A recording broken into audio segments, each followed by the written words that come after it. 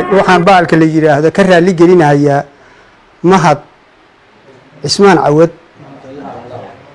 oo shalay dad qubays sheeganaya ay soo gaarsiiyeen wax aan asaga u qalmin oo munaasabad darro ku ah asagoo ah mas-uulka u sarreeya ee beesha sure waxaan leeyahay raalli ka noqo walaalle 14 boqolka qur-aanka cadadiisa raalli kaga noqo hadalkii shalay kagu yeeray qubays kuma oran kuumana quuro wax kuu qalmana ma ahan taa horta waa kaa raalli gelinayaa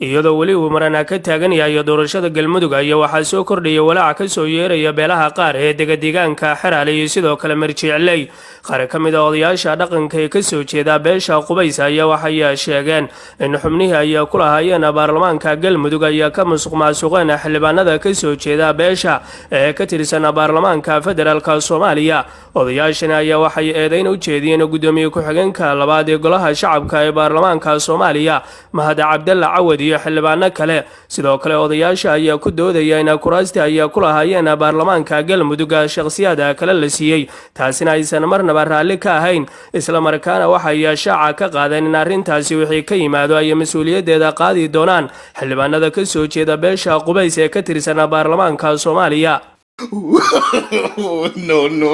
no.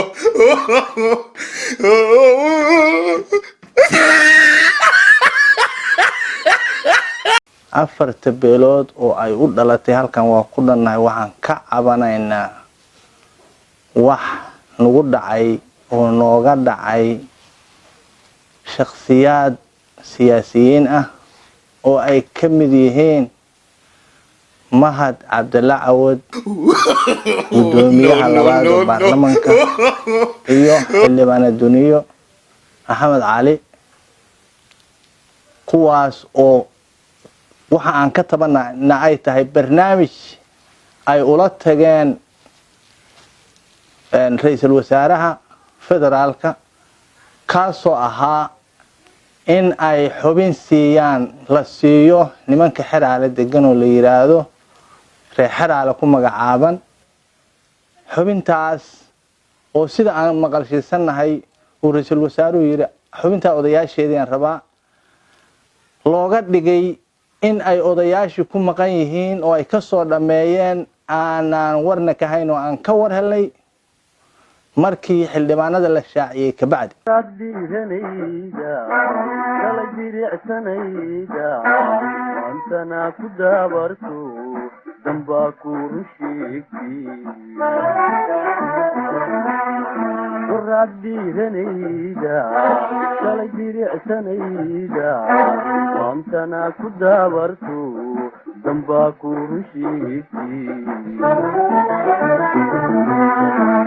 qodobka labaad oo aan ku darayo waxa weeye walaalkeen ama mas'uulkeena Mahad Cabdalla Cawad oo ah gudoomiyaha labaad oo golaha shacabka shalay war rag sheeganaya beesha Qubays magaceedii ayaa xooga garaafeeyay marka waxay isticmaaleen daba joognaa magaca Qubays isticmaaleen marka magaca Qubays inaanay ahayn oo shakhsiyaad yihiin cadeynayna afartii beelood aan ku fadhinaa Mahad Cabdalla Cawad waa mas'uulkeedii waa taageersanahay xageegana Qubays hadaan nahay odayaashii iyo waxgaradkii iyo mas'uuliyiintii waa fadhinaa wax ceeb xageeg kama laha wixii hadlay ayaga iska hadlay wax mas'uuliyad ku hadlay ma ahayn taasna halkaas aan uga baxay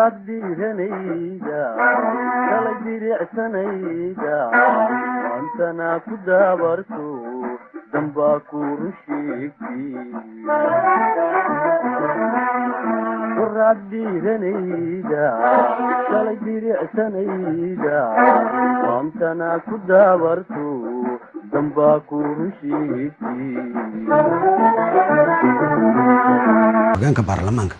xildhibaan mahad cabdilla cawad hadal yar oo bariiqasho oo magaca Qubays ay yiraahdeen Qubays baan nahay dhibkaasuna noo geystay hadalkaas hadal loo dhan yahay inuusan ahaynin waa ka raali gelinaynaa Qubaysna uma quuro in uu madaxdooda caayo ama uu dhibaato ku tilmaamo waa ka raali gelinaynaa haddii shakhsiyaad wax kala dhexeeyaan jiraan annagu doodayno laakiin magaca la adeegsadayaan annagu diidanahay in lagu waxyeeleeyo shakhsiyadiisa intaas waxaan uga gudbay raali gelinta mahad cabdilla cawad marka u horeysa waxaan soo hormarsanayaa aniga qodobka ah gudoomiyaha baarlamaanka mahad cabdilla cawad oo ah xildhibaan ka soo jeeda beesha Surre xildhibaan federaal ah xildhibaan qaran ah gudoomiye ku-xigeenka baarlamaankana ah Soomaaliya oo dhan mas'uulkeeda ah ninka isaga ah oo annaga runtii noo ah laf dhabarta xagga siyaasadda xubnaha noogu firfircoon ninka isaga oo odaga ah oo xildhibaankanaga mas'uulkanaga ah niman odayaal ah oo ka mid ah beesha Qubays oo ayagu aragtidooda gaarka u arkay inay xoogaa wax kala dhexeeyaan gudoomiyaha si gaar ah ayaa shalay galab idaacadda ka hadlay nimankaas marka annaga meesha naga khusaysan rabna inaan ka hadalno hadal ka gelino waxay tahay waxay isticmaaleen magaca Qubays arrin Qubays oo dhan uu u dhan yahay ka dhigeen arrinkaas waxaan rabnaa inaan ka hadalno ugana hadalno sida uu yahay arrinkaa isaga ah arrin Qubays u dhamaama ah xildhibaanadii federaalka jooga xildhibaanadii galmudugga jooga odayaashii nabadoonadii baa joogay haddii cabasho ay jirto Qubays cabanahayo wax ka maqan yihiin waxay ahayd inay nala wadaagaan waxa ayaga ka maqan wax annaga naga maqan wey kaligood wax gaar ah kama maqna ilaan waxbaa naga dhexeeyo dadkaani ka mid yihiin nimankaa marka waxaan u aragnay niman ayagu sidooda dantooda ka hadlay ma xuma qofku ra'yigiisa iyo aragtidiisa waa leeyahay ku ceebin mayno laakiin magaca la isticmaalay magac loo dhan yahay ma ahayn gudoomiyaheenna waa ka raali gelinaynaa uma qalmo munaasibkiisa ma ahan walaalkeenna waxaan leenahay raalli ha noo ahaado Qubaysna arrintaa uma dhammayn dan guud waxaan u fadhinaa 4 beelood oo Qubays leeyahay oo 4taas kursi ka dhaxeeyeen baan barta u fadhinaa annagoo leh xildhibaanadii annagoo leh maamulkii dhammaan u fadhina oo diyaar u ah kuwii federaaliga ay fadhiyaan waxaan ka cabanaynaa maadaama faragelin badan leelku horay nagu dhacday inaan lala celin oo annakiyo nala kala ilaaliyo sifo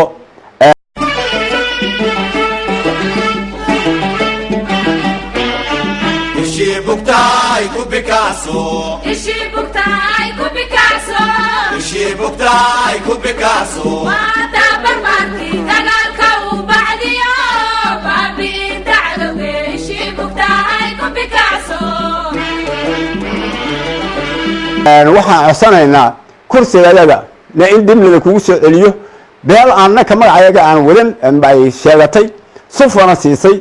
in kursigaas dibnada kugu soo celiyo maadaama markii horeba uu aad iyo aad noogu hooseeyay wax qaybsama uusan ahayn marka jaanta rogataan adiguna ka jeestaa mana jiri dhacooda janiskay banaysaa midka sii jamaal wacan jaga uga yegleelaa marka jaanta rogataan adiguna ka jeestaa mana jiri dhacooda janiskay banaysaa midka sii jamaal wacan jaga uga yegleelaa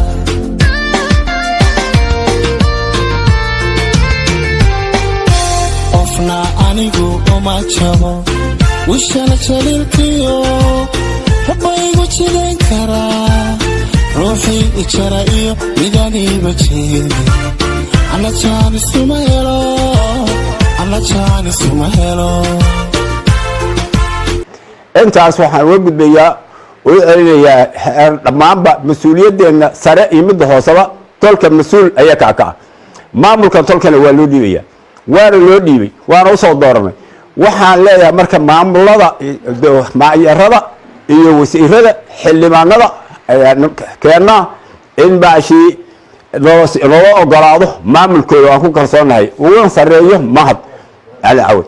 uu kalsoon yahay kuna kalsoonahay marka ridaas aad rabbaan ugu banaynayaa dhammaan mas-uuliyaddii odayaashii hidihii dhaqanka nabadoonnadii waa u fadhinaa intaas ayaa codsan waxaan rabaa xildhibaan mahad cawad inaan ka raali geliyo